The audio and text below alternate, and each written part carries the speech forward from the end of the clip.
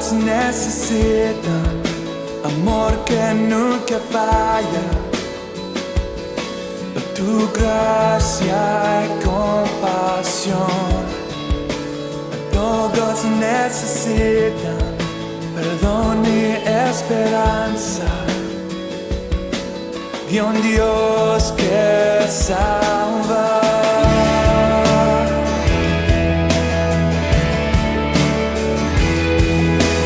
Cristo puede mover montes, solo Dios puede salvar, mi Dios puede salvar, por siempre, autor de salvación.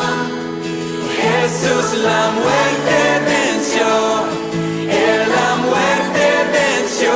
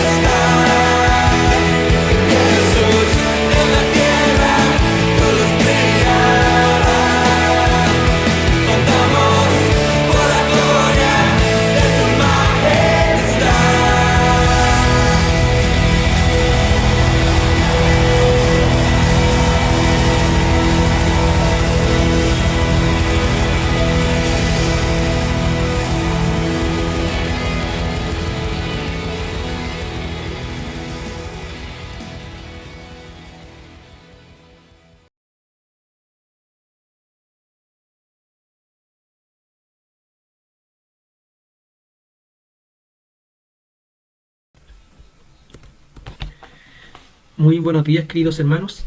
Les saludo en el amor del Señor. Y bien, vamos a continuar estudiando la epístola de Pablo a los Gálatas. Y aquí, en base a lo que leímos, podemos ver que Pablo nuevamente, a partir de su propia experiencia, de su testimonio personal, él nos muestra varias cosas.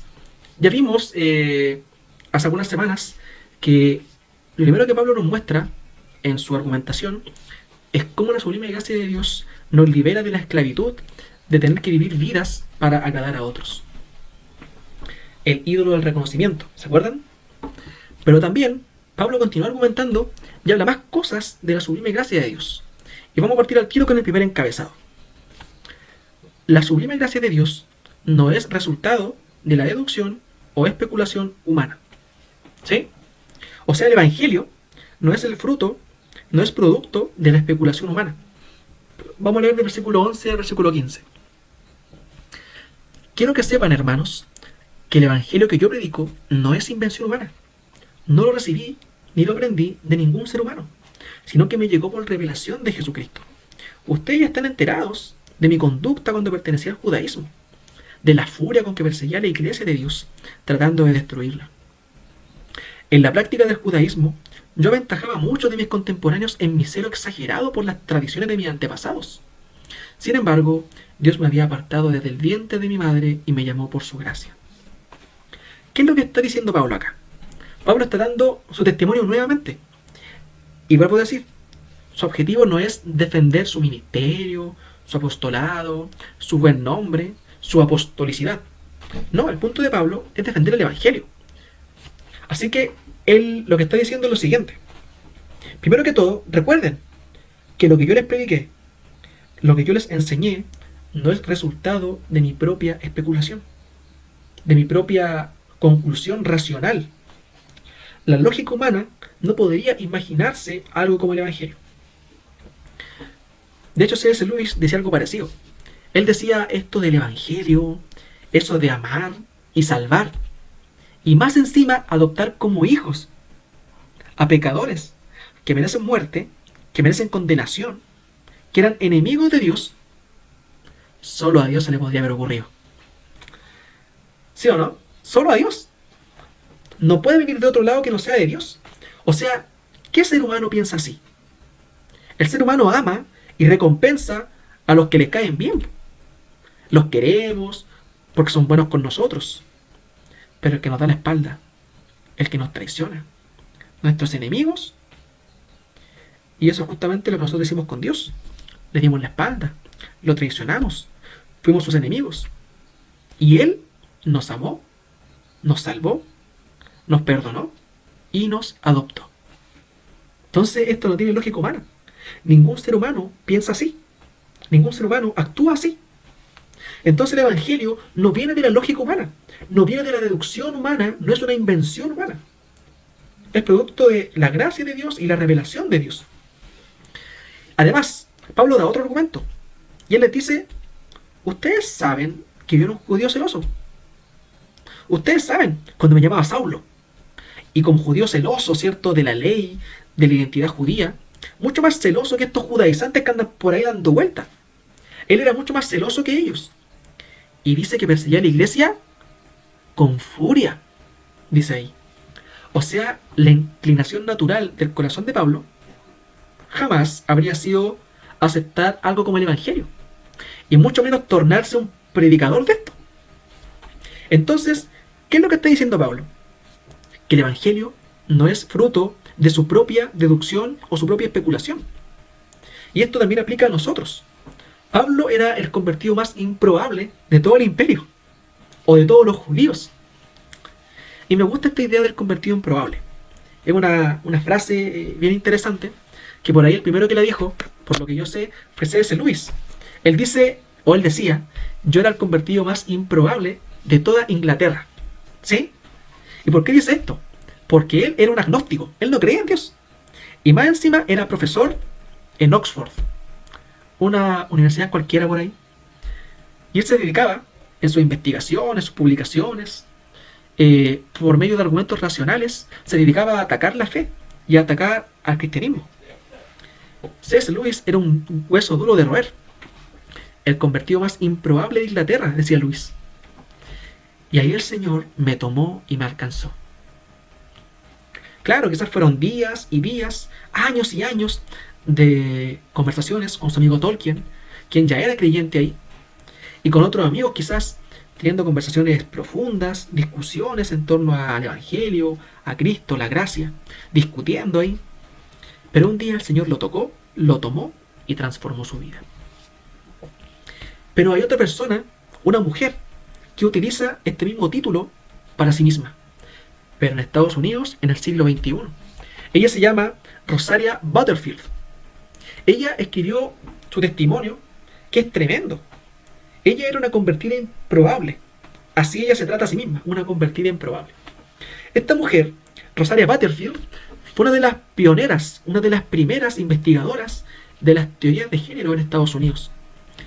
Profesora de una universidad de Syracuse, ella era doctora en lingüística y se dedicó a formar y conformar toda esta red, contribuyendo con sus papers y con todos sus artículos de investigación a lo que era conformar teóricamente todas las teorías de género, ¿cierto?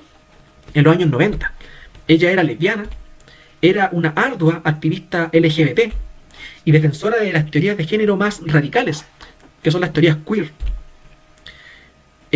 Ahí se habla mucho de que esto de que los géneros son fluidos y que en realidad son constructos sociales, hacen esta diferencia entre sexo y género, que el cuerpo no tiene nada que ver.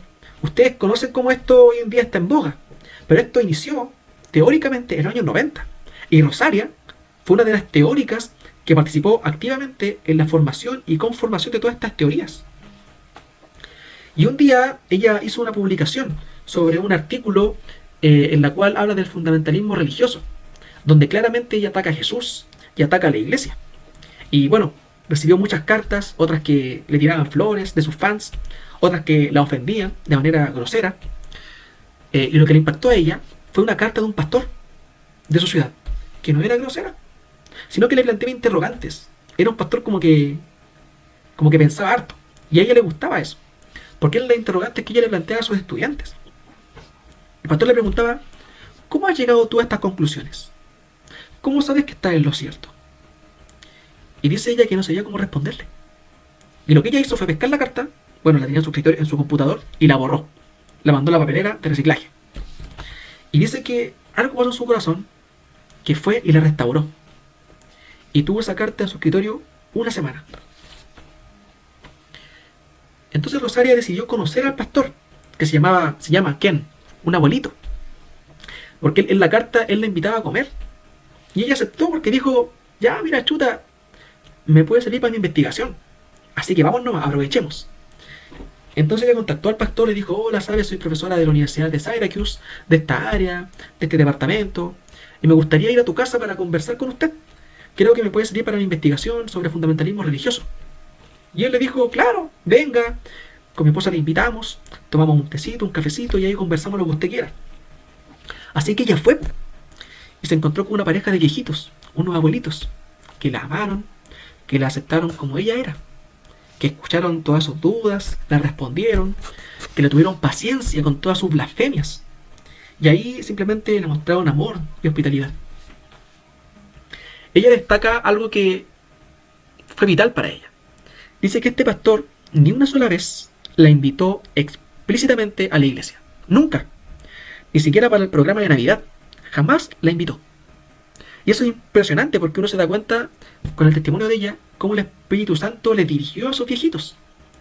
Porque ella misma dice: si me hubiesen invitado, hubiese sido demasiado amenazador, estrambólico, demasiado. Me hubiese ido.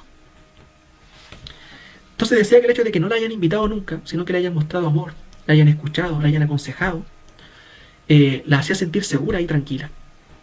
Entonces era un hueso duro de roer, pero el Señor les guió y les mostró que lo único que tenían que hacer era acogerla en su casa y amarla. Otra cosa que ella decía que le impresionó era cómo el pastor oraba antes de comer. En sus palabras ella decía que era una oración íntima, vulnerable. Él se mostraba íntimo y vulnerable con Dios. Él se arrepentía de sus pecados delante de mí. Eso ella la dejó pero loca. Daba gracias a Dios por todo. El Dios de Kem era santo y firme, pero lleno de misericordia. Además de estos cristianos sinceros que yo pude conocer, cristianos vulnerables y transparentes, Rosaria decidió conocer la Biblia. Pero ojo, ella no quería conocer a Dios, ella quería estudiar la Biblia pensando en su investigación, o sea, para atacarla, para refutarla, para decepcionarse más de Dios. Fíjense cómo Dios obra. Esta mujer de letras, buscando atacar la fe, empezó a leer la Biblia. Gloria a Dios por eso. Entonces, como mujer de letras, ella la leyó y la releyó. Ella era doctora en lingüística. Y dice que la leyó como un glotón que devora. La leí muchas veces ese mismo año, en múltiples traducciones. Podía estar hasta 5 horas al día leyéndola. Y después ella ya no estaba haciendo su investigación. Ya la había terminado. Pero cuando estaba triste o necesitaba conversar con alguien, ella iba a conversar con esta pareja de ancianos. Así que ella vive muchas cosas que ya va contando su testimonio, que van generando dudas en su corazón respecto a cómo estaba conduciendo su vida. Un día ella dice, y lo voy a parafrasear un poco, pero él lo dice a manera general. Dice: un día desperté en mi cama, a mi lado mi mujer, mi amante lesbiana, por años. Y en ese momento aborrecí toda mi vida. Y me dije: no quiero más esto, quiero a Cristo. Pero hay un problema. Ella sabía que era algo absolutamente absurdo seguir a Cristo, porque ella iba a perder su carrera, porque toda su carrera había sido construida en torno a esto. Toda su carrera, como profesora, como investigadora, como activista, toda su identidad estaba fundamentada en ser una investigadora de teorías de género y su rol como activista de estas mismas teorías. Todo lo que la definía estaba fundamentada en eso. Su círculo de respeto, donde ella se había ganado el respeto de otros, donde era altamente respetada.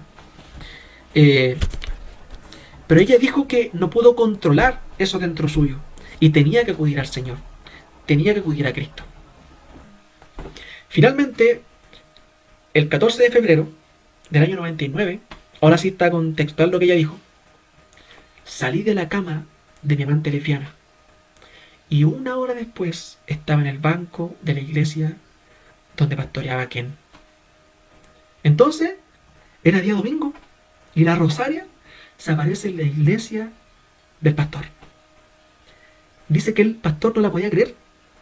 Quedó loco, quedó pero sorprendidísimo.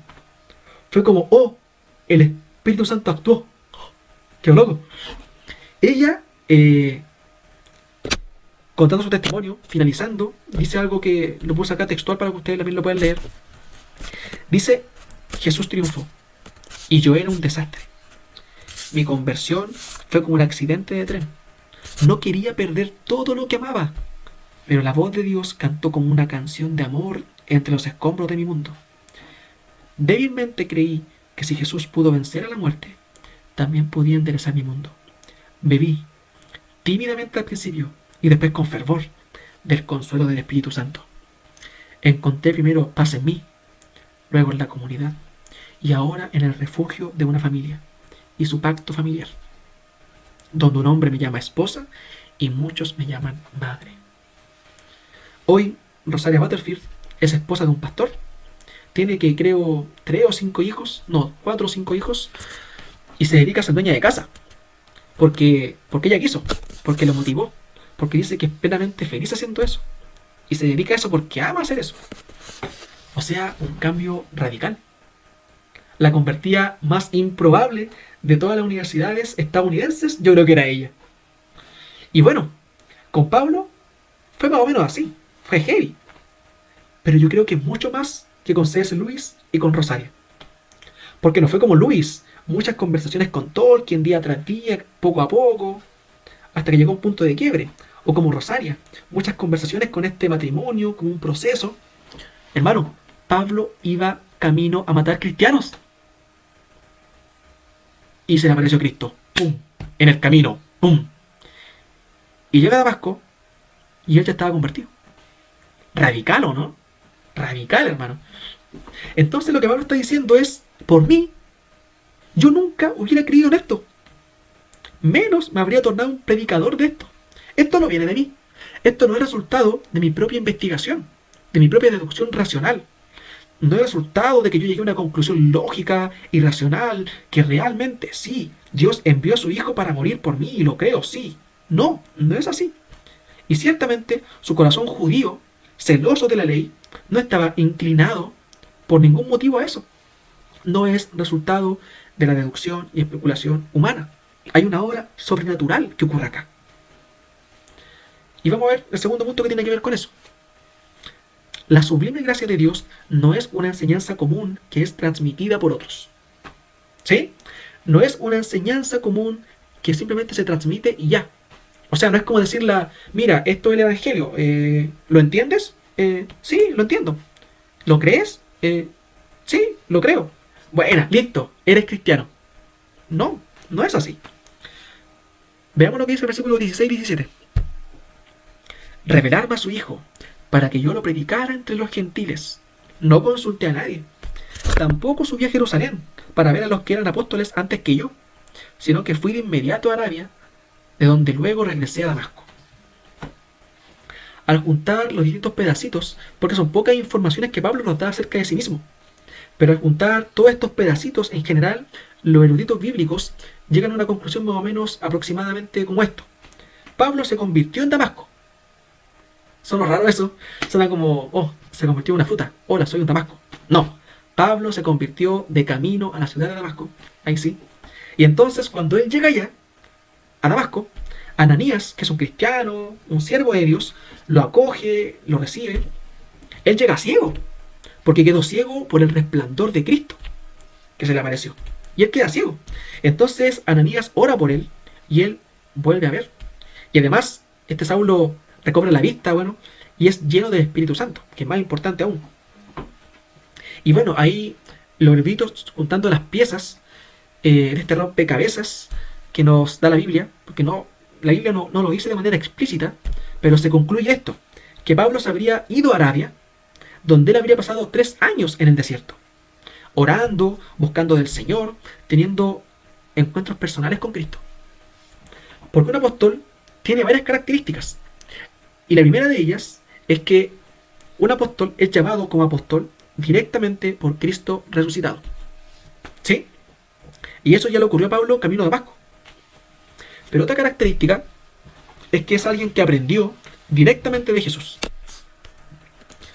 Y según lo que estos eruditos bíblicos dicen, es que Jesús resucitado, al parecer, se le habría aparecido a Pablo. Porque otros textos dicen que él habla sobre cómo tenía encuentros con Cristo. Y Cristo le daba visiones y revelaciones personales a Pablo. De hecho, eso dice el verso 11. Dice, no lo recibí ni lo aprendí de ningún ser humano, sino que me llegó por revelación de Jesucristo. Entonces Pablo fue instruido directamente por el Señor, de manera total y absolutamente sobrenatural. Bueno, hay otros eruditos bíblicos que dicen que no fue tan así, o sea, como que Pablo se fue al desierto a estar un rato lejos nomás, para meditar, reflexionar sus ideas, interpretar correctamente la Tanaj, el Antiguo Testamento, y ahí poco a poco, siendo iluminado por el Espíritu Santo, se hizo más evidente toda la revelación de Cristo que estaba en la ley, en los profetas, de este Mesías prometido. También una posibilidad. Bueno, en cualquiera de los casos, uno podría decir, oye, pero lo que le pasó a Pablo no nos pasa a nosotros. No, no es así y no tiene por qué ser así. Porque usted, querido hermano, tiene su Biblia. Tiene la Escritura, que es la palabra de Dios. La palabra de Dios. Y la palabra del Señor nos muestra claramente el Evangelio. Cosa que Pablo no tenía tan claramente. Entonces el Señor Jesús le ayudó. O el Espíritu Santo le inspiró. Para que nosotros hoy día tengamos la palabra de Dios mucho más clara. Tenemos todo el Nuevo Testamento, donde los apóstoles y los profetas claramente nos muestran el Evangelio, el cual ya estaba como una sombra, como un misterio en el Antiguo Testamento, pero nosotros lo tenemos plenamente revelado. Entonces no es necesario hacer ese tipo de revelaciones para nosotros. Se pueden dar, pero tenemos la Biblia en caso de que no se dé. ¿Sí?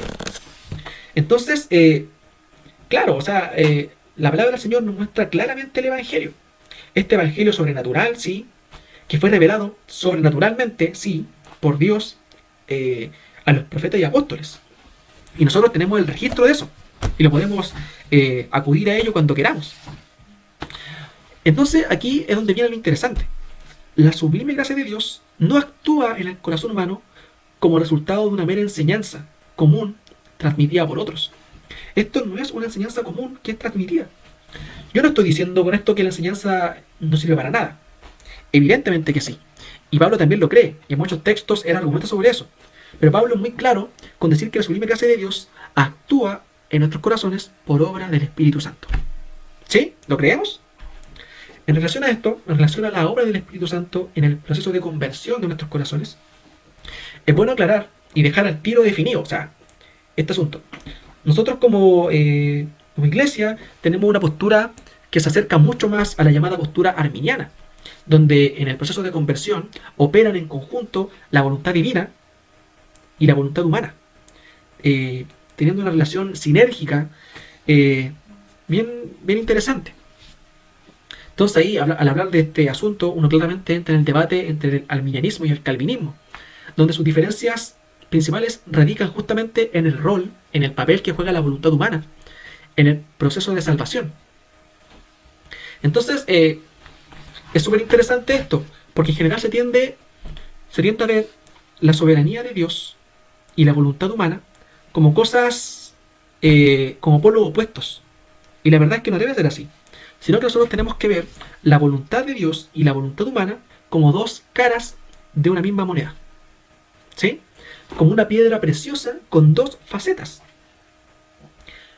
Entonces, es muy interesante esto, porque a veces siempre uno dice es lo uno o es lo otro. Y no, y muchas veces en la teología y lo que la Biblia nos enseña es que son las dos cosas que operan en conjunto. Entonces, lo más prudente al analizar la relación entre la voluntad humana y la voluntad divina es dejar de intentar meter a Dios en una caja y intentar sistematizar todo su proceder, como si conociésemos todo de Dios. Eso viola un concepto básico y fundamental. O sea, si seres finitos comprenden plenamente un ser infinito, entonces ya no es infinito porque lo podemos entender. ¿Sí? Debemos buscar un equilibrio bíblico entre ambas perspectivas, ya que la Biblia es clara en cuanto a la acción divina, ¿cierto? A la obra del Espíritu Santo en el proceso de la salvación. Pero también la Biblia enfatiza mucho el aspecto de la decisión personal en este mismo asunto. Entonces lo que les decía la otra vez es como la teología del Chavo, las dos cosas. Fíjense que los escritores bíblicos, en general, siempre mantuvieron en tensión esta dualidad entre la voluntad humana y la soberanía divina. Por ejemplo, tenemos el texto de Hechos 2.23. Acá Pablo se dirige a la gente, ¿cierto? Después de la crucifixión y la resurrección de Jesús. Y Pedro, lleno del Espíritu Santo, dice: a este, entregado por el plan predeterminado y el previo conocimiento de Dios, clavasteis en una cruz por manos de impíos y le matasteis. ¿Se dan cuenta de la tensión? Leámoslo de nuevo. Entregado por el plan predeterminado y el previo conocimiento de Dios. O sea, la soberanía divina, la voluntad divina. Fue la voluntad de Dios que Cristo muriera y nos redimiera de nuestros pecados. ¿Cierto? ¿Lo creemos? Pero luego dice: clavasteis en una cruz por manos de impíos y le matasteis. La voluntad humana. Son responsables quienes mataron a Cristo. Entonces operan las dos cosas. O sea, es la voluntad de Dios, pero también hubo una acción humana en esto. Pedro lo mantiene en tensión. Están las dos cosas operando ahí. Y Pablo también dice en Filipenses 2, del 2 al 13, hace lo mismo. Él dice: ocupaos en vuestra salvación con temor y temblor. O sea, la voluntad humana, la responsabilidad humana. Es mi responsabilidad ocuparme de mi salvación con temor y temblor. Pero luego dice: porque Dios es el que en vosotros produce así el querer como el hacer por su buena voluntad. O sea, la voluntad de Dios, la soberanía divina también operando. Nuevamente esta tensión, donde operan en conjunto la voluntad humana y la voluntad divina. Entonces, cuando uno intenta resaltar uno, termina siempre violentando al otro. ¿Sí? Porque a veces, claro, cuando resaltamos la soberanía de Dios, algunos crean un Dios en su imaginación que es tan soberano que incluso viola sus propios atributos. ¿Sí? Un Dios que dice: tú sí, tú no, tú sí, tú no. ¿Por qué? Porque quiero.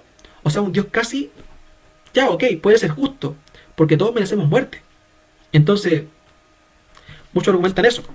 Pero sin duda, es un Dios que es caprichoso. O sea, ¿cómo eso de tú sí, tú no?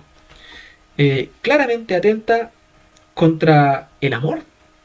Un atributo de que Dios es amor, de que Dios es misericordia. Entonces, una misericordia caprichosa, un amor caprichoso. Eso se aleja bastante del concepto bíblico de amor. Entonces, un Dios que es tan soberano, que hace tanto lo que quiere, que incluso es un Dios que es contrario a sus propios atributos. Entonces se está violentando el carácter de Dios. O cuando la gente enfatiza mucho la voluntad humana. No, yo decido, yo aquí, yo allá.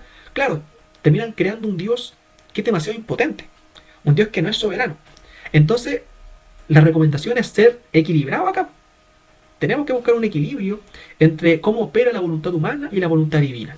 ¿Sí? Fíjese lo que dice Pedro en su segunda carta que le escribe. Segunda de Pedro 3:9. El Señor no retarda su promesa, según algunos la tienen por tardanza, sino que es paciente para con nosotros, no queriendo que ninguno perezca, sino que todos procedan al arrepentimiento. En este pasaje, Pedro expresa explícitamente el deseo de Dios para toda la humanidad. Por supuesto, Él no quiere que ninguno perezca, está ahí clarito, sino que Él quiere que todos procedan al arrepentimiento. Entonces tenemos que buscar un equilibrio en cuanto a la relación entre la soberanía humana y la divina. Perdón, la voluntad humana y la voluntad divina. Entonces cuando tú miras la soberanía de Dios, es innegable que Dios es soberano en la historia. Incluso Dios es capaz, Dios es tan soberano, que incluso puede tomar nuestros malos deseos, nuestras malas acciones, y las conduce para convertirlas en buenos beneficios, para bendición. Así es el Señor de soberano. Pero también, es cierto, en nuestra vida ocurren cosas que se dan. Porque se dan nomás, donde ni tú ni yo tenemos el control sobre ellas. Son cosas que nos ocurren nomás. No tenemos opción en cuanto a evitarlas, ¿no es cierto? No tenemos control. Pero sí tenemos opciones en cuanto a cómo vamos a lidiar con ellas. ¿Cuál va a ser mi respuesta a eso? Y ahí volvemos nuevamente a la responsabilidad humana. Siempre operan en conjunto. Entonces, la verdad es que explicar de manera exhaustiva esta relación entre la voluntad humana y la voluntad divina, sí, el Espíritu Santo opera en la salvación y el mayor rol es del Espíritu Santo, sin lugar a dudas. Entonces, explicar de manera exhaustiva con un porcentaje, no, mira, es 50% voluntad divina, 50% acción humana. Es complejo, porque la Biblia no da ese detalle. Yo diría que es casi como un misterio como el de la Trinidad o el misterio de la encarnación de Cristo, donde tres personas son un solo Dios, cada persona es distinta la una de la otra, o la encarnación de Cristo, 100% Dios, 100% hombre. Son cosas que no se pueden explicar. No porque sean incoherentes o sean contradictorias, sino que nuestra racionalidad no puede entender cosas tan profundas.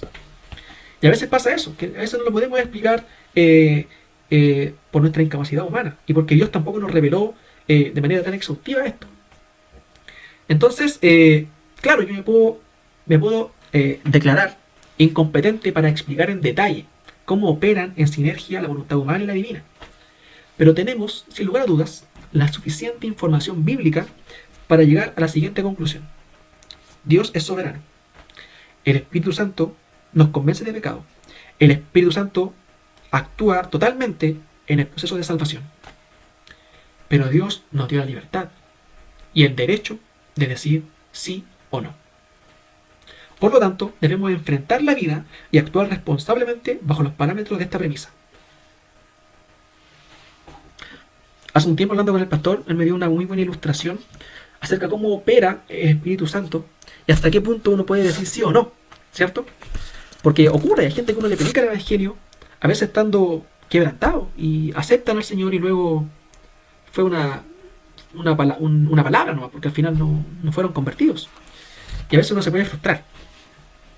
Y claro, sin duda el Espíritu Santo es el que obra, pero también hay una responsabilidad humana para decir sí o no. Y en este ejemplo que él me daba, era como el de una persona que estaba en el suelo agonizando. De hecho, estaba más muerta que viva. Estaba al borde de la muerte, estaba dejando de respirar. Y llega la ambulancia. Se bajan los paramédicos, lo suben a una camilla. O sea, lo suben a una camilla. Él no se subió, lo están subiendo. Él no ha hecho nada. Entonces, obra del Espíritu Santo. Él te está subiendo a la camilla. Lo suben a la ambulancia. Él no ha hecho nada.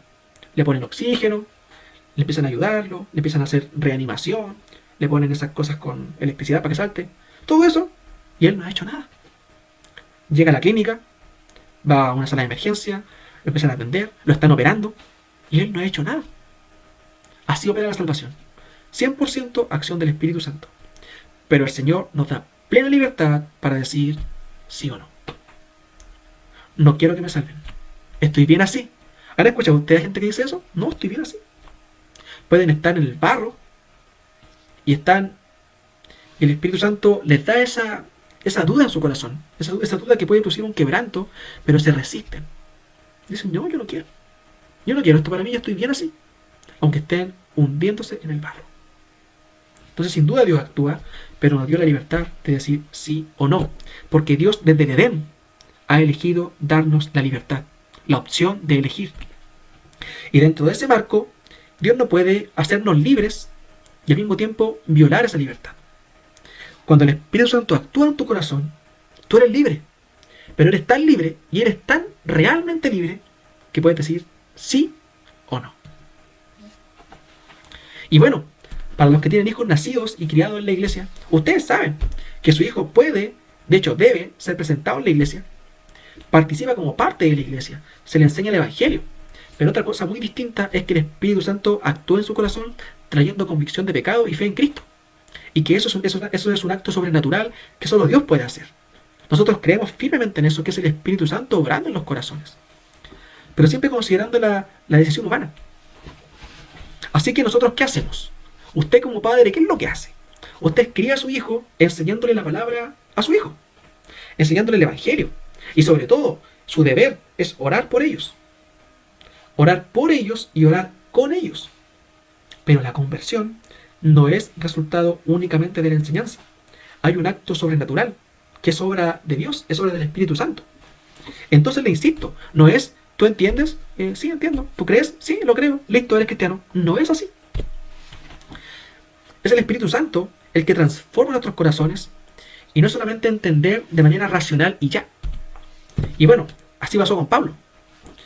Entonces Pablo está diciendo, esto que yo recibí, que fue el Evangelio, esta sublime gracia de Dios que actúa en mí, a través de mí, yo no fui a Jerusalén a decirle a los apóstoles que me enseñaran.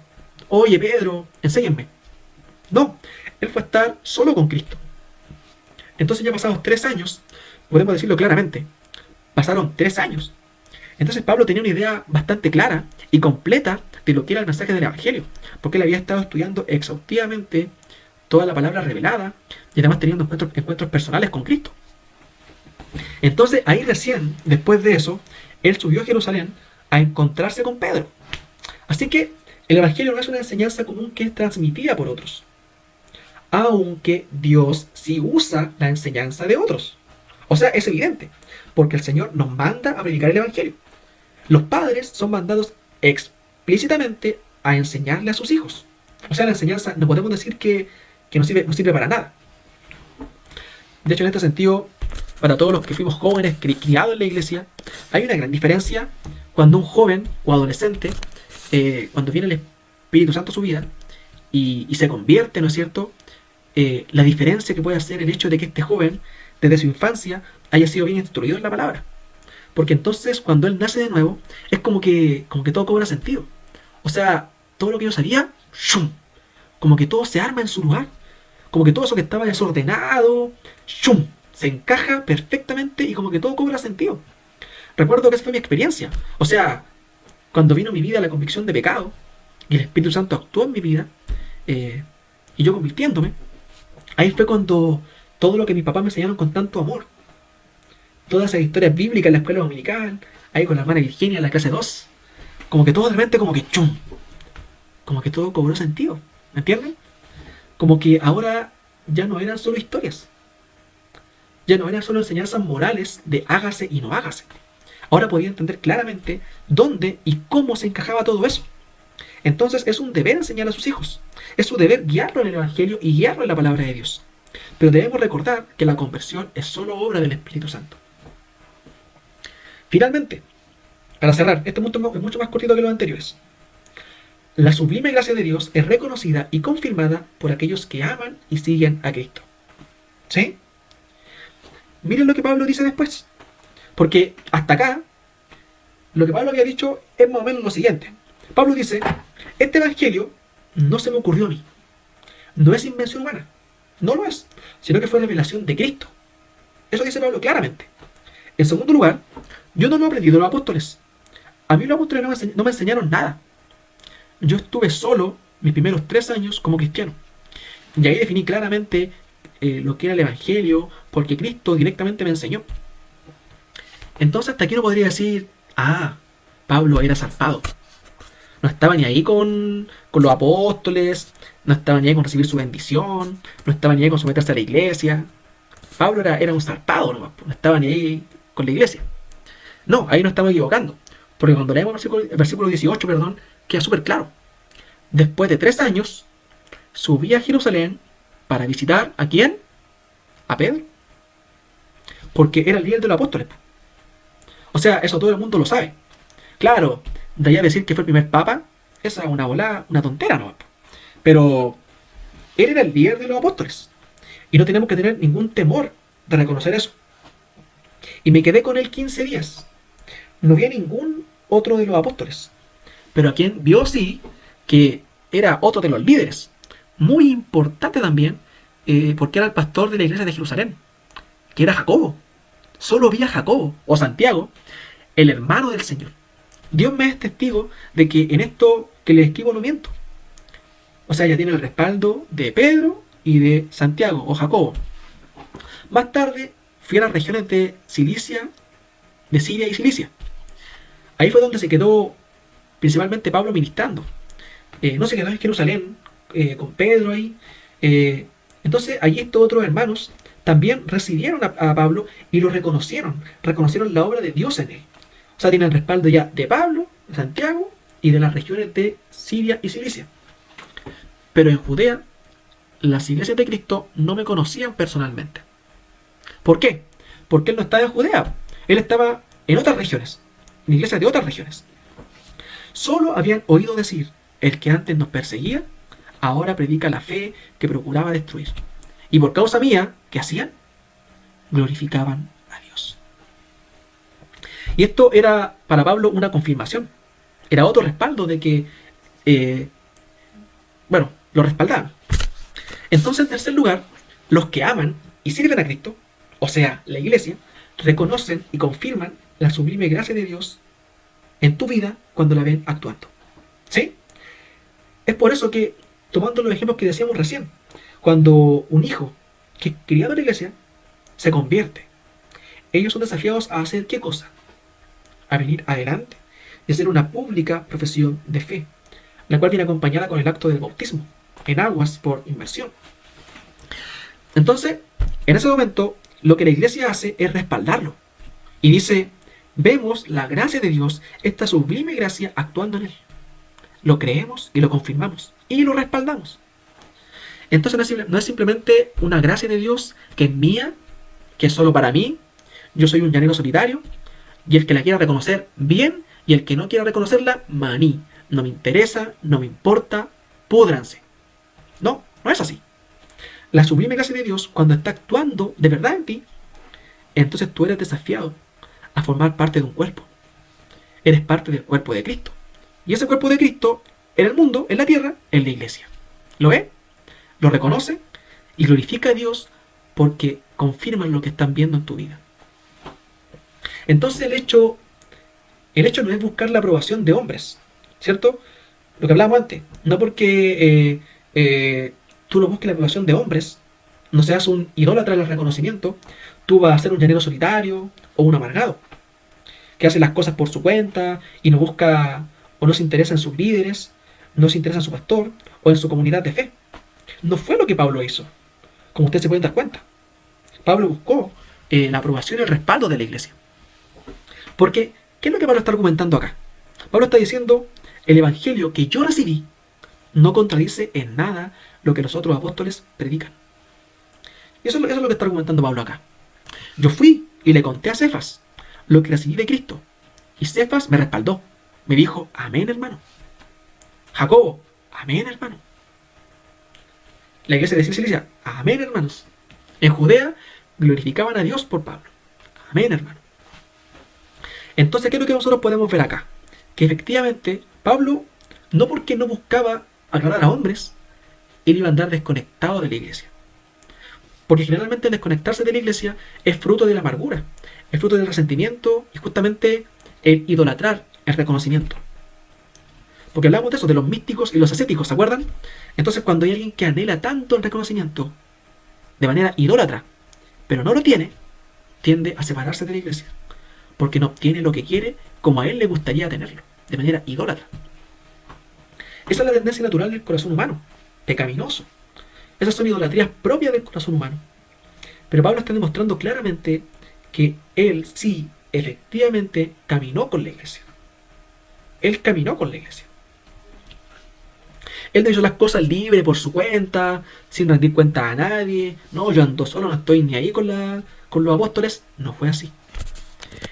Y con esto está demostrando que el evangelio que él predica es el evangelio que la iglesia reconoce como propio. Y eso es lo que ocurre cuando hablamos cuando la sublime gracia de Dios actúa en nuestra vida, el cuerpo de Cristo lo ve y lo reconoce. Entonces ahí está el llamado, a que tú camines con tus hermanos, de que tú no abandones la comunión con el cuerpo de Cristo, de que tú busques, sí, no la aprobación de hombres en un sentido pecaminoso, idólatra, sino que busques el caminar con otros, que también están en este caminar de fe, juntos y apoyarse el uno al otro, para caminar juntos en esta gracia maravillosa. Dios diseñó y nos diseñó como seres comunitarios. Por lo tanto, Dios te desafía a que vivas tu fe de manera comunitaria. Entonces, guardemos esto hoy. Esa es la invitación. Y bien, queridos hermanos, así terminamos esta predicación. Que el Señor les bendiga. Nosotros hace algunas horas ya nos enteramos de lo de mi papá, que ya se les contó, ¿no es cierto?, que dio positivo al coronavirus. Hay un poco de aflicción en nuestro corazón. Esta casa es pequeña, así que obviamente hubo un pequeño dolor y también un poquito de turbación en el corazón. Así que me costó grabar esto porque primero estaba un poquito conmocionado y luego me dolía mucho la cabeza. De hecho, me dolió todo el día y se me quitó hace poco, así que ahí pude hacerlo. Así que gloria a Dios por eso. Le invito, hermano, a que podamos orar los unos por los otros. Esta semana fue una semana súper dura, vimos situaciones súper complejas. Tuvimos una reunión el viernes, ¿cierto?, que estuvo gran parte de la iglesia y vimos a muchos de nuestros hermanos que estaban con corazones afligidos. Pienso en mi hermano Guillermo, mi hermana Rosita, Marcela, mi hermana Ida y varios hermanos que están aún trabajando expuestos al coronavirus. Entonces es tiempo, hermano, de que de verdad estemos conectados como iglesia, que pensemos en nuestros hermanos todo el tiempo. Este es el día del Señor. ¿Qué mejor día para estar unánimes orando los unos por los otros? Unánimes buscando del Señor. A veces, hermano, tanto tiempo que usamos viendo series, viendo cosas que a veces son de tan poco provecho para el espíritu, para nuestro desarrollo y crecimiento espiritual. Hermanos, oremos los unos por los otros. Pensemos en nuestros hermanos. Yo creo que esto no es un castigo de Dios, sino que Dios quiere movilizar a su iglesia. Muchas veces el dolor es el megáfono con el que Dios nos llama. Vengan a mí, aviven el fuego del don de Dios. Oren más, busquen más de Dios, lean más su Biblia, amen más de Dios con todo su corazón. Prediquen el Evangelio. Este Evangelio que no viene por enseñanza ni deducción humana, sino que es el Espíritu Santo quien lo reveló. Y el Espíritu Santo que convence de pecado. Y hoy en día hay muchos corazones necesitados del Señor. Hermanos, despertemos como iglesia. Como decía nuestra Madre Virginia el día de viernes, tal vez estamos orando tan poco. Y puede que sea así. Porque algo que nos cuesta, sobre todo yo creo que a los jóvenes, es orar. Creo que es un gran desafío el orar. Así que eso, queridos hermanos, paz de Dios para ustedes y mantengámonos orando. Es el día del Señor y bueno, y todos los días son de Él. Así que aprovechemos de de tener un tiempo también de oración. Y tal vez voy a estar orando yo, pero espero que usted, al ver este video, podamos orar juntos. Y podamos tener un tiempo de verdad de comunión con el Señor. Como iglesia, unánimes, orando. En el mismo sentir, en el mismo espíritu, con el mismo propósito y con la guía del Espíritu Santo. Gracias. Gracias, Padre, por tu palabra. Gracias, Padre, por tu revelación dada a nosotros por gracia, en la cual tú, Señor, soberanamente tomaste la iniciativa de revelártenos a nosotros, Señor, y darnos tus palabras. Gracias, Padre, porque mediante ella, Padre, hallamos paz, consuelo, hallamos esperanza, Señor, en situaciones que son tormentosas para nuestra vida, Señor. Tal vez, Padre, nos sentimos en un desierto, Señor. Nos sentimos, Señor, en una tormenta. Nos sentimos, Padre, en una densa niebla oscura, Señor. Sentimos que todo está mal, Señor. Pero en tu palabra hallamos refugio, hallamos alimento, hallamos agua, hallamos luz, Señor, en medio de toda turbación. Gracias, Padre, confiamos en ti. Gracias, Jesús, porque tú hoy nos recuerdas el Evangelio. Y cómo, Señor, recordar el Evangelio nos trae consuelo. Aún estando, Señor, atribulados, aún estando, Señor, tal vez con el corazón turbado, afligido, Señor, pero siempre confiando en ti. Tu palabra dice que tú sabes los planes que tienes para nosotros, Señor, que son planes de bien y no de mal, para darnos un futuro y una esperanza, Señor, y lo creemos, Jesús. Tú eres, Señor, quien nos oye, Padre. Dice la palabra que los justos claman y tú, Señor, nos oyes y nos libra de toda la angustia, Señor. Señor, depositamos, Señor, toda ansiedad, toda aflicción lo dejamos a tus pies, Señor, porque sabemos, Padre, que tú cuidas de nosotros, Señor. Tú has escuchado cada una de nuestras oraciones, Señor. Tú has visto, Padre, cada lágrima derramada. Y tú lo tienes en cuenta, Señor. Señor, tú sabes cuál es nuestro deseo, qué es lo que nosotros queremos, Señor. Pero acudimos a ti, Señor, con corazones humildes, Señor, pidiendo tu voluntad. Porque confiamos en ella, Señor. Porque no hay nada más perfecto que la voluntad de un Dios que es perfectamente bueno, perfectamente amoroso, perfectamente misericordioso, perfectamente santo, Señor. Y dejamos, Señor, todo deseo sometido a tu voluntad. Te damos gloria a ti, Señor. Intercedo hoy por mis hermanos. Señor, tú conoces, Señor, cada situación mejor de todo lo que yo te pueda describir, Jesús. Pero tú, Señor, lo tienes en consideración, Señor, y tú conoces perfectamente lo que están viviendo mis hermanos. Dejamos todo en tus manos y confiamos en ti. Mueve nuestros corazones, Señor, a buscarte, Señor, a anhelarte, Señor. Que no sea, Padre, un acudir a ti, Señor, recurriendo, Padre, casi como un ungüento que simplemente recurrimos cuando tenemos, Señor, aflicción. No, Señor. Ayúdanos, Padre, a amarte más, a buscarte de corazón, Señor, aunque todo esté bien. Porque te anhelamos y porque te deseamos. Aviva nuestros corazones, Señor. Aviva tu iglesia, Señor. Por lo que clamo a ti, sí, con toda convicción, yo clamo a ti por un gran avivamiento en tu iglesia, Señor. Que haya un gran avivamiento en Julio Dávila, Señor. Que estemos unánimes, Señor, clamando a ti, ayunando, buscando de ti en tu palabra. Saca fuera, Señor, toda ociosidad espiritual.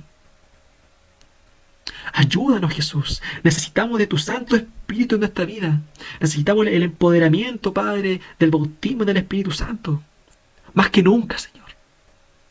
Clamamos a ti, Señor. Te pido que mis hermanos puedan ser llenos de tu Espíritu Santo, Señor, en sus hogares. Porque tú, Señor, estás obrando. Siempre estás obrando. Dejamos todo en tus manos en el nombre del Padre, del Hijo y del Espíritu Santo. Amén. Que el Señor les bendiga, queridos hermanos.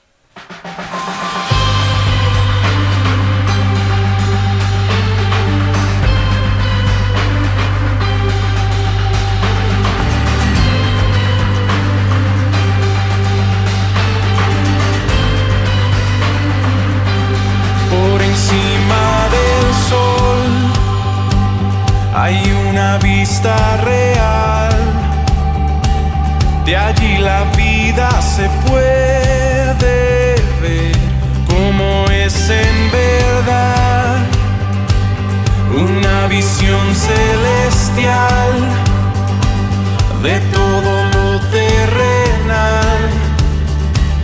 Toda la historia se ve a la luz de la eternidad. Quiero fijar mis ojos mucho más allá de lo que puedo ver. Miles de páginas me sirven de ventana para andar por fe.